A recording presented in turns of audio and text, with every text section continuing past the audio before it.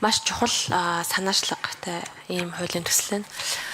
Хоёр асуулт. Нэгдүгээрт яг энэ чиглэлээр ямар одоо сайн туршлага байгаа вэ? Миний санаж байгаагаар өмнө говьт илүү нэг лавгсүрэн гэдэг хүн бас нэг ийм багийн явуулын сургуулийг ингээд нутгшуулж ажиллаж байсан санагдаж байна орон нутагт. Тэгэхээр ер нь манад энэ чиглэлээр ийм хөрсөн бүрдсэн гэж хэлэх юм уу? Одоо урдч байдлаар туршлагууд ер нь Монголд ер нь хэр байдаг талаар мэдээлэл өгөөч. Хоёр тэгвэл засгийн газрын бас одоо байр суурь ямар байгаа юм бол төлөвлөгөөнд нь яаж тусгацж уялдж байгаа юм болоо гэдэг дээр бас мэдээлэл авъя.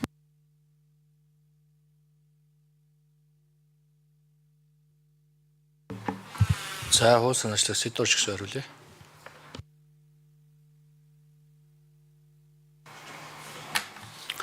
За Саранчулан гүшүүний асуултанд хариулъя.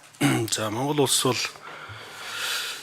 дээр визээ одоо шав шургалтай байсан үнэ тий. Тэгээд одоо энэ 12 жилийн тогтолцоонд ороод бид нэг 20 жилийн өөр үзэж байна. Тэгээд энэ 20 жилийн хугацаанд энэ сумдууд дээр хөдөө орон нутагт гарч байгаа асуудал бол яг одоо ийм хүндрэлтэй асуудлууд маш их байгаа. За миний хувьд нэг 47 сумаар уулзалт хийлээ.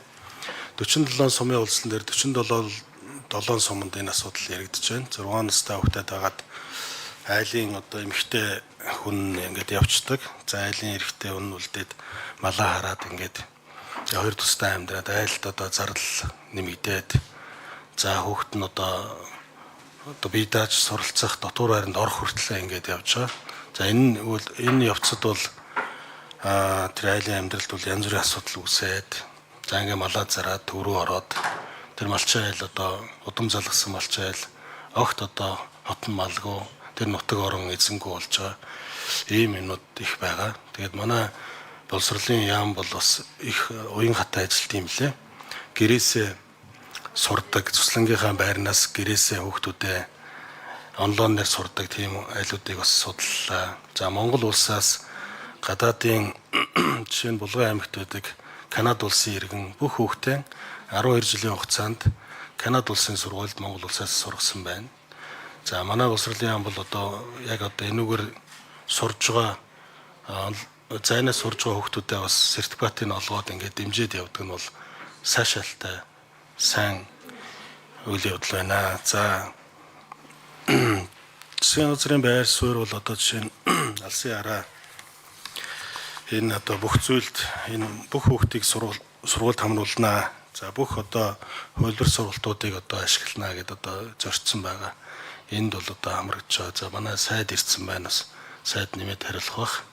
Тэгээ сайдд бас баярлалаа. Энэ яг энэ чиглэлээр энэ одоо Монгол орны 330 суманд яг тулгамдаад байгаа.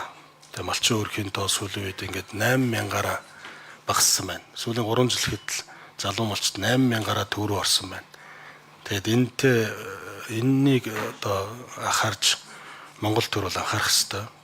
Бид бол боловсролыг иргэн болгондоо одоо хүргэх хэрэгтэй. Хүргэхдээ бас гэр бүлийн хайрлж хамгаалах хэрэгтэй. Тэгээд энэ дээр одоо нэмээд асуувал хариулъя. Баярлалаа.